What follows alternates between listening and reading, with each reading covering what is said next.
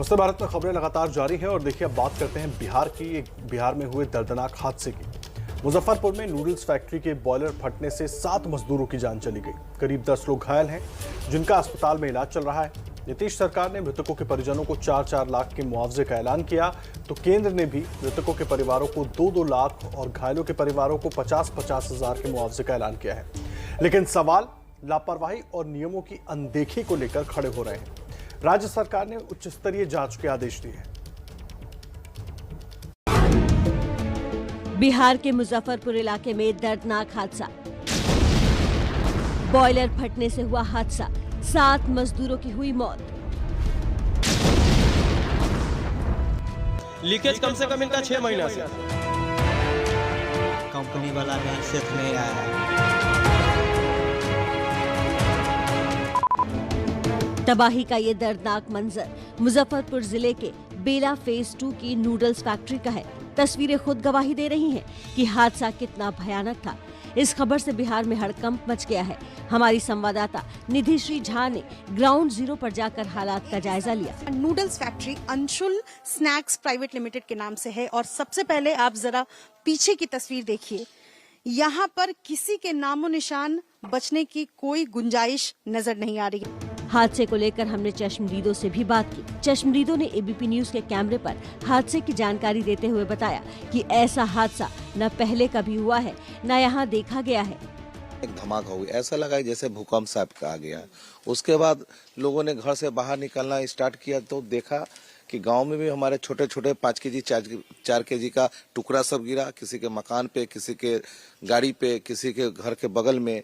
इस धमाके से न सिर्फ बॉयलर फैक्ट्री बल्कि इसके पास की आटा और चूड़ा फैक्ट्री को भी नुकसान हुआ है। इन फैक्ट्रियों में काम कर रहे 2 मजदूरों की भी मौत हुई है। हादसे के वक्त बॉयलर फैक्ट्री में कई मजदूर काम कर रहे थे। मुख्यमंत्री नीतीश कुमार ने हादसे पर दुख जताते हुए उच्च स्तरीय जाँच का आदेश दिया है। बिहार सरकार के उद्योग मंत्री शाहनवाज हुसैन ने भी घटना स्थल का दौरा कर हालात का जायजा लिया।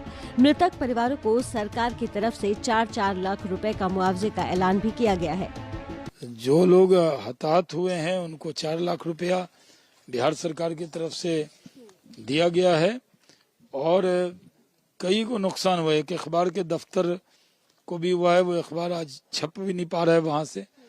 एक चूड़ा मिल और उसमें भी बहुत नुकसान हुआ है। इन सब का जायजा लेने के लिए पूरी जांच की जाएगी। शाहनवाज हुसैन घटना स्थल पर पहुंचे तो नीतीश सरकार के मंत्री राम सूरत राय ने अस्पताल पर मोर्चा संभाला। सरकार की नुमाइंदगी करते हुए घायलों से मुलाकात कर हालात की जानकारी ली। साथ ही ये भी कहा कि फैक्ट्री के संचालन में नियमों का उल्लंघन किया गया है। सरकार मामले की उच्च स्तरीय जाँच करवाएगी।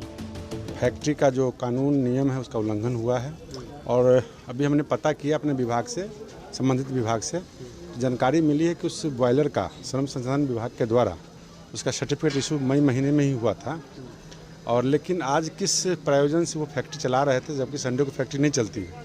तो निश्चित रूप से उच्च स्तरीय जांच करके जिन फैक्ट्री मालिकों की इसमें मिली भगत होगी, जिनके स्टाफ की कमी होगी, जिन लोगों के जो कानूनी व्यवस्था के तहत फैक्ट्री किस तरह चलाना है, जाँच करके उन लोगों पर कार्रवाई होगी। लेकिन इस हादसे पर कई सवाल भी खड़े हो रहे हैं।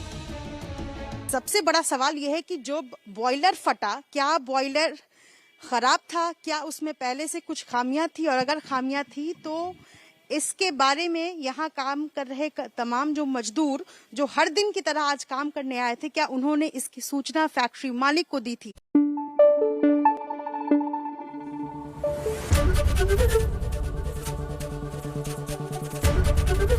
एबीपी न्यूज आपको रखे आगे।